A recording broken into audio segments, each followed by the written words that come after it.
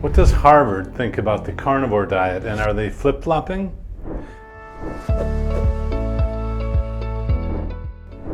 Hi, I'm Dr. Eric Westman, and welcome to my channel where I review and debunk nutritional information online. In this video, it's a very interesting one for several reasons, where it comes from, how it's presented, and then how I think a multifaceted organization like Harvard is boiled down to one single voice, which isn't true, really. So be sure to wait till the end of the video to see my final thoughts. Carnivore Diet and Harvard, a story of admiration, betrayal, and ultimate deception. Hello, friends! Harvard University, a mighty name synonymous with the top-notch academic rigor, released a surprising study in 2020, which overwhelmingly confirmed the extraordinary health benefits of the carnivore diet. The study's findings were groundbreaking, suggesting that a strict carnivore diet could not only improve our vital health, but could also lead us to a state of peak physical and mental well-being. Now, I'm just going to stop right there. Well, first of all, the voice being AI generated is a little unnerving, and of course, always consider the source. This is from Carnivore Squad, which is sort of, it's hard to find out who's actually behind it. It says it's from Pakistan. In any event, the information is there that a study that is going to be talked about right now was a survey of people who self-describe following a carnivore diet.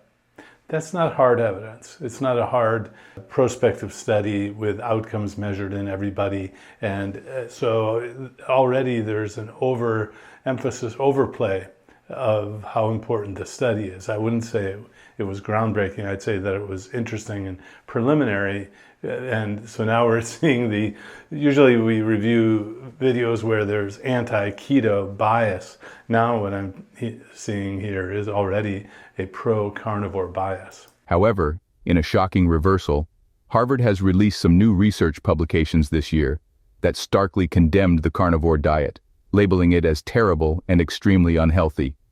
Now, this dramatic shift has raised some critical questions. What horrible happened between 2020 and 2024? Did any new evidence surface to justify this reversal?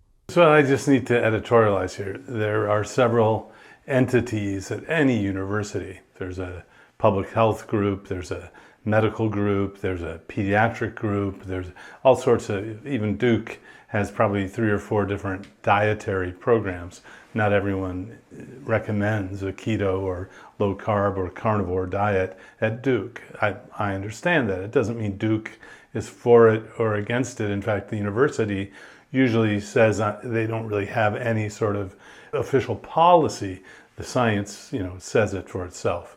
So basically what I see happening is that there was a study, a survey, reputable group at Harvard, and then it wasn't that they reversed their opinion of it. It's just other entities at Harvard chimed in and put their 2 cents in, if you will, their opinions. And the point is well taken. What was the evidence that carnivore is bad?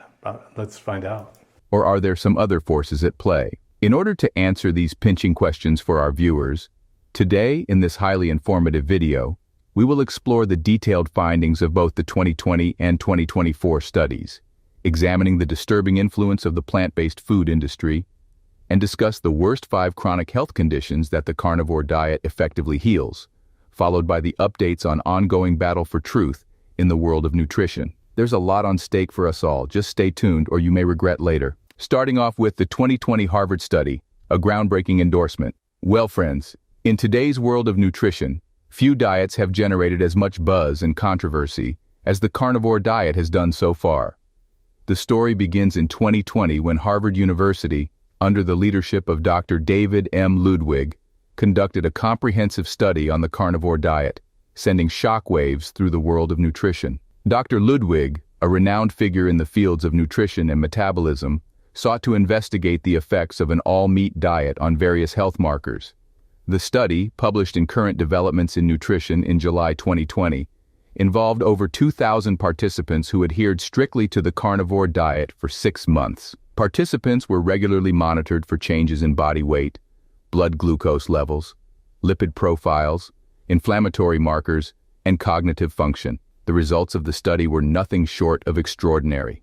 So let's first get to the methodology, and this is an overemphasis of how great the study was.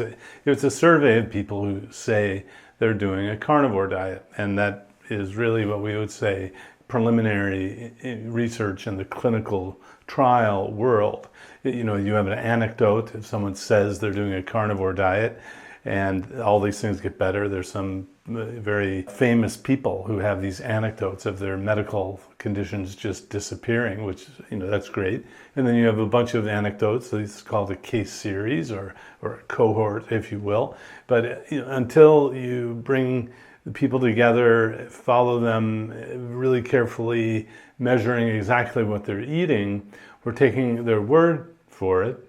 And then if you're following people and asking people to respond to a survey, you're getting probably the best evidence, or people, the highlight reel of the football game.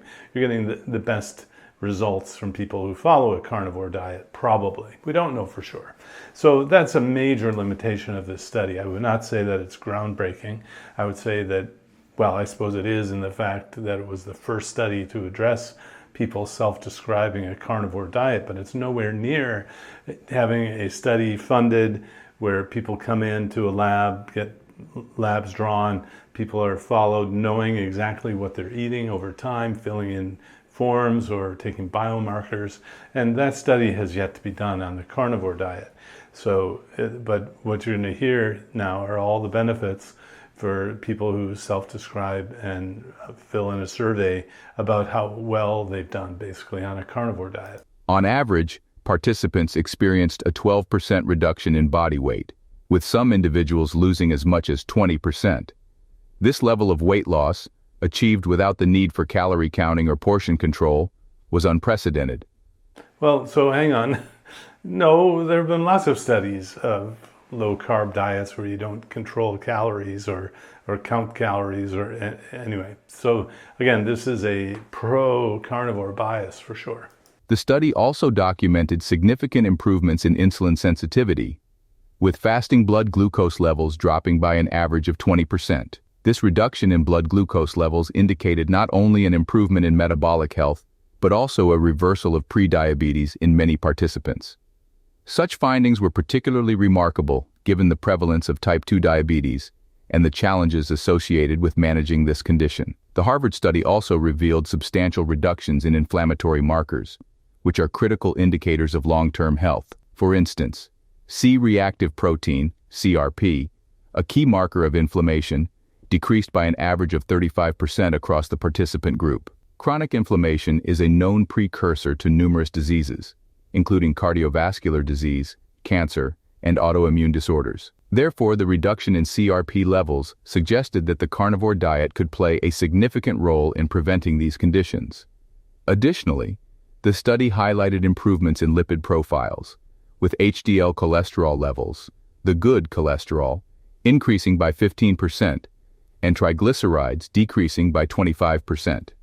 These changes suggested that the carnivore diet not only aids in weight management, but also significantly enhances cardiovascular health. Beyond the physical health benefits, the study also documented improvements in mental clarity and cognitive function. Participants reported enhanced focus, improved memory, and a general sense of well-being. The study attributed these cognitive benefits to the diet's high-fat content, which provides a steady supply of ketones, which are an efficient fuel source for our brain. The findings were clear. The carnivore diet offered a powerful tool for managing weight, improving metabolic health, and enhancing overall well-being. Harvard's endorsement of the diet in 2020 seemed to mark a turning point in the world of nutrition. Now, Harvard did not endorse the diet. So this is the narrator or other people coming in and saying a university endorses something because a study came out of that university. That's not the case. Very few universities really endorse much these days. Maybe the football team is one thing they all endorse or support, but so the narration isn't really accurate. And the other part of the study, I'm not surprised that someone following a carnivore diet could have these results. I see people following a carnivore-like diet in my program, many eating vegetables, but not much. And some people choose not to eat the vegetables at all. So these are the results that you would see on a very low carb diet with ketosis, and you reverse insulin resistance, you reverse type 2 diabetes. So I'm not so skeptical to throw out this whole study. I think it's a good starting point, and it was important to kind of, allay the fear-mongering. Well, you'll see it doesn't totally do that, but it's starting to get some documentation rather than, since we don't know about it, it must be bad, which is a response that is often taken by the establishment. So, Harvard doesn't endorse anything. It didn't flip-flop or switch. As a study comes out, it's just a different group within that university making their own statements. And let's see what evidence there is against carnivore. In April 2024, Harvard University published an article that reignited a sharp debate surrounding the carnivore diet. The article, titled "The Carnivore Diet, a Terrible Idea," was authored by Dr. Walter Willet, a highly respected figure in the fields of epidemiology and nutrition. Dr. Willet, who holds the position of Professor of Epidemiology and Nutrition at the Harvard T.H. Chan School of Public Health, is known for his influential views on diet and public health. The article, released on April 5, 2024 by Harvard T.H. Chan School of Public Health, quickly became a central piece in discussions about the potential risks and benefits of the carnivore diet. In the article, Dr. Willet presents a detailed critique of the carnivore diet, raising several concerns about its long-term health implications. He begins by outlining the fundamental principles of the diet, which restricts food intake exclusively to animal products, meat, poultry, fish, eggs, and some dairy, while excluding all plant-based foods, including fruits, vegetables, grains, legumes, nuts, and seeds. Dr. Willet highlights the diet's complete elimination of carbohydrates, which sets it apart from other low-carb diets like the ketogenic diet. Dr. Willet is world-renowned for coming up with the term and field called nutritional epidemiology, where you ask people what they eat. You don't really follow them at home to see what they eat, but you ask them what they eat, and sometimes it's how much they have over a month on average, and this is called a food recall or some other sort of food instrument. So then following to see if they get health problems or not. Nutritional epidemiology is what we call hypothesis generating, meaning it's not an experiment. You're not controlling any one single factor. There are lots of factors in there. So Dr. Willet really doesn't know much about a low-carb keto diet. To my knowledge, he's never visited an office where a doctor uses a keto diet. He's never visited mine. I visited Harvard once. He was out of town at the time, a decade ago, when I was presenting research on low-carb diets. But, the idea that someone who's lived all of his life looking at what people eat, and just about everyone eats carbs, and then you try to find what good and bad comes from eating lots of carbs or little carbs. Well, no one's not eating carbs. He's not going to know anything about a carnivore diet. And so what you're going to do is see the people trying to look at the other, like apples and oranges, what happens when people are eating carbs. You need fiber, you need all these other things, but maybe you don't need all those things if you're on a carnivore diet. So what a lot of people who don't know anything about a low carb or keto diet is assume that the metabolism is the same. They assume that, drugs under circumstance of eating carbohydrate will be metabolized and have the same effect for people who don't eat carbs. So the assuming is called overgeneralizing or generalizing. And so this doesn't surprise me that Dr. Willet and others at Harvard came out with their own position. I'll bet what happened is Dr. Ludwig, who I know, he's a pediatric endocrinologist, wrote that paper with Belinda Lennertz, which was a survey. It probably got more attention than they thought it ever would. And so other people said, come on, you got to come out and say something to counteract that carnivore paper from Harvard. So Dr. Willet comes up with this, another doctor comes up with something else. But let's see what evidence there is against it. One of Dr. Willet's primary concerns is the diet's heavy reliance on saturated fat and cholesterol, both of which are prevalent in animal products. Have you heard that before? That's the old paradigm Remember, if you have watched me speak for a while, there's an old paradigm of how we look at food and how we look at the blood tests in relation to cardiovascular disease. And that's an old paradigm fear. It doesn't hold true when you're not eating carbohydrates, but it doesn't surprise me, again, that Dr. Willet has been studying apples and a keto diet is oranges, meaning it really doesn't apply. True or not, he argues that consuming high levels of saturated fat could lead to elevated LDL cholesterol levels, traditionally associated with an increased risk of cardiovascular disease. Dr. Willet claims that, while some individuals might see short-term benefits from the carnivore diet, such as weight loss or improved metabolic markers, the potential long-term impact of consistently high saturated fat intake could be harmful to cardiovascular health. This concern is grounded in decades of research that has linked elevated LDL cholesterol with heart failures, strokes, and other cardiovascular conditions. Dr. Willet suggests that the absence of fiber in the carnivore diet could lead to gastrointestinal issues and potentially increase the risk of developing chronic conditions related to poor gut health. Yeah, so these are concerns that come from somebody who's never sat in the office of a doctor who uses a carnivore diet or a low-carb keto diet. All the gut issues get better. In fact, some of the real prominent stars who use a carnivore diet have fixed their gut problems, including their mental health issues, that sort of thing. So yeah, so we have the same kind of fear and concerns that come from theory, not practice. Was there ever a person presented yet that was on a carnivore diet and had a problem?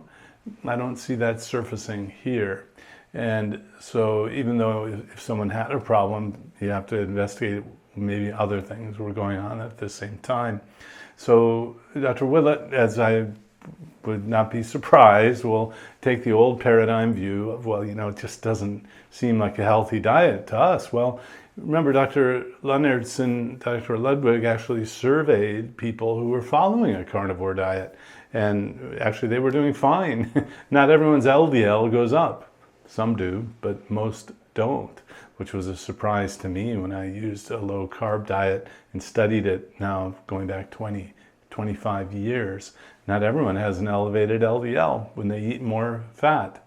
So that was one of the first things that kind of made me think maybe there's more nuance to this kind of expectation and overgeneralization. Furthermore, Dr. Willet expresses concern about deficiencies in vitamins and antioxidants, such as carotenoids and polyphenols, which are found exclusively in plant-based foods. These compounds have antioxidant properties that help protect cells from damage caused by free radicals, the unstable molecules that can contribute to the development of chronic diseases like cancer and type 2 diabetes. Dr. Willet argues that the lack of these protective compounds in the carnivore diet could raise the risk of chronic diseases over time. No, we need better evidence than that. Doesn't it seem that the professor was under the influence of some strong substance? Maybe he drank a bit too much at some party. Anyhow, whether any of these claims is true or not, let's just hear it out first. Another significant point raised in the article is the potential impact of the carnivore diet on kidney health. Dr. Willet suggests that the diet's high protein content could place additional strain on the kidneys, particularly in individuals with pre-existing kidney conditions. The kidneys are responsible for filtering waste products from the blood, including those generated by protein metabolism. Dr. Willet cautions that a diet excessively high in protein could lead to an accumulation of these waste products, potentially increasing the risk of kidney stones and exacerbating kidney conditions. He warns that the long-term stress on the kidneys from a high-protein diet could result in impaired kidney function, especially in vulnerable populations. Yeah, so that's an old myth, another old paradigm issue. And when you're eating ad lib, meaning you're eating less than before, most people don't eat a whole lot of protein. They're eating a lot less than before. Definitely they're eating a lot more fat when you compare to the old way they were eating. Dr. David Unwin in the UK and my clinical data at Duke were surveyed and published in papers that are just survey papers of practices, audits of practices, and we find no evidence that a low-carb diet caused kidney problems, even though that's one of the first things you're going to see on the internet. So, of course, always monitor your own kidneys, and in fact, I've seen diabetes, nephropathy, the kidney disease from diabetes, get better when the diabetes gets better. So again, this is one of those fear-mongering things that doesn't have any backing with modern-day science. Dr. Willet also discusses the potential effects of the carnivore diet on bone health, arguing that the diet's exclusion of alkaline-forming foods could lead to an acidic internal environment. In response to this acidity, the body may leach calcium from the bones to neutralize it, potentially leading to a reduction in bone density over time. This process could increase the risk of osteoporosis and fractures, particularly in older adults who are already at a higher risk for bone-related conditions. Dr. Willet suggests that the long-term adoption of the carnivore diet could have serious consequences for bone health. Well, if there are concerns, they should be studied rather than just out and out said that it's going to happen. In fact, that's what's happening with the cholesterol issue on low carb, the super high LDLs. Instead of just telling everyone not to do the diet, someone who had an LDL elevation himself, Dave Feldman, sought out people to do a study on it. Nobody would, so he got his own funding and consulted experts to get a study going on super high LDLs and atherosclerosis. You have to, in your mind, listen for what evidence there is. Just a concern based on what? Show me someone, that it had a bad event. Haven't seen it yet.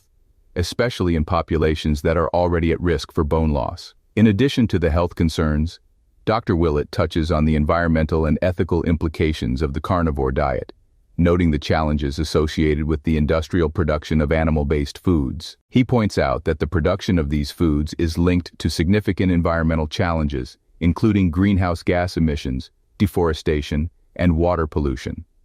Dr. Willet also raises ethical considerations related to the treatment of animals in industrial farming systems, suggesting that the carnivore diet is unsustainable and potentially harmful from both a health and environmental perspective.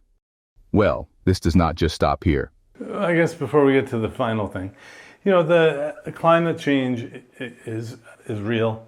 And when I see both sides talking about this, there are those who kind of will just assume that any amount of contribution to climate change, like an animal is bad, so you can't have it.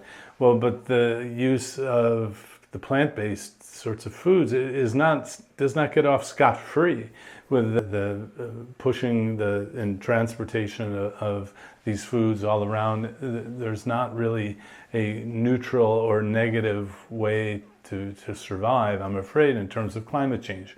So I've heard people on both sides of the argument here, and I just have to say I'm not convinced either way.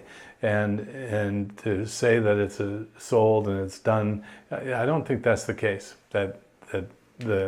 When you eat meat, you're necessarily it's going to be the worst diet that you can do, and eliminating meat. The data have been extensively reviewed by Zoe Harcum at the obesityepidemic.com. Dr. Zoe is a PhD who does great detailed analyses, and I'll often use her for a review of a topic before I review my topics, if she has one that's appropriate. Zoe Harcum.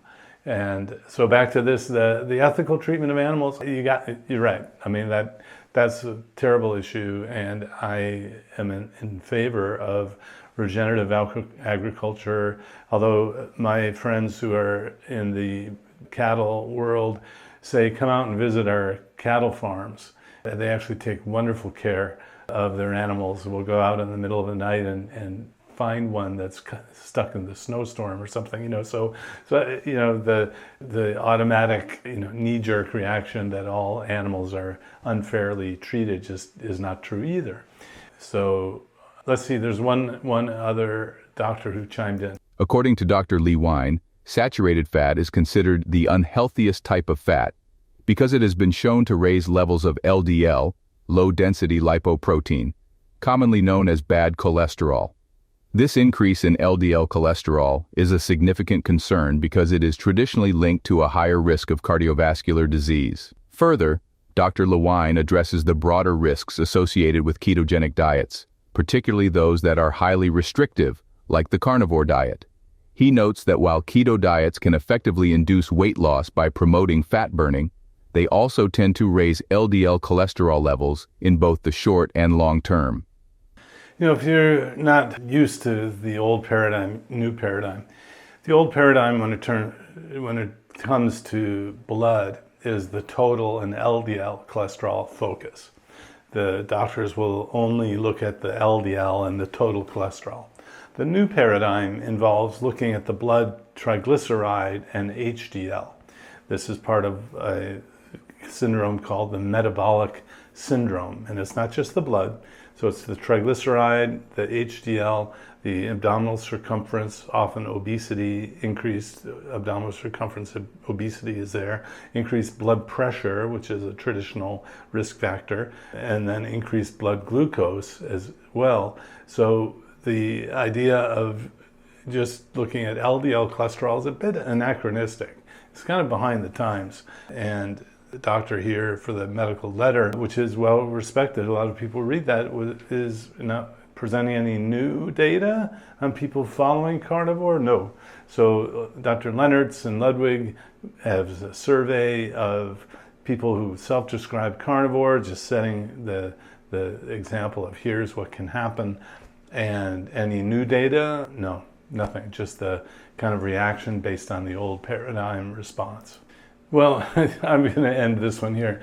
Then the video, the AI-generated voice gets into the plant-based diet and sure how the plant-based companies are funding research at universities, which is true. I did one on a video reacting to Dr. Christopher Gardner being funded by a plant-based organization, actually has a center, and it played out in one study that I reviewed that all they did is focused on the LDL cholesterol and said that that is what cardiometabolic risk is, using an old paradigm sort of outcome measure, because that was a very reliable change that, you know, you cut the plants out and you eat plants, you cut the animals out. Yes, the LDL typically will go down, but it doesn't necessarily mean you have less atherosclerosis, but it's assumed to be that. It's called an intermediate outcome, not the real outcome. Intermediate or surrogate outcome, not the actual hard outcome of the disease or death and dying. So putting this all together, Harvard or any university for that matter does not have a single policy about anything, about a diet. There was no reversal or shocking flip-flop. When people put out studies from the university, they use their affiliation, and you have to look at the data. Look at the data that are presented, and the only real data presented in so far out of all these things was the study on the carnivore diet, people self-describing. It's not solid enough for me to make a recommendation for you to do a carnivore diet, and if you've watched my videos, I do not endorse them. If you're looking for an endorsement, I don't think they're necessarily bad, and I've certainly seen people do very well using it sort of as an elimination diet. That's some factor in the plant-based foods like gluten or simple sugars or artificial dyes, something that's in the food system, and those are generally eliminated on a carnivore type diet. But I don't think there should be a lot of fear-mongering about a carnivore diet. It should be taken seriously and studied. Until those studies are done, you can get the measurements that you need from your doctor, measuring everything that we normally would about health, and see if any of these fears or concerns come true in your own experience. I'd like to know your thoughts down below. Have you done a carnivore diet, or have you had good or bad experiences? Let me know. Hope that's helpful. If you like, please like, subscribe, and ring the notification bell. I'm putting new information out on Wednesdays and Fridays.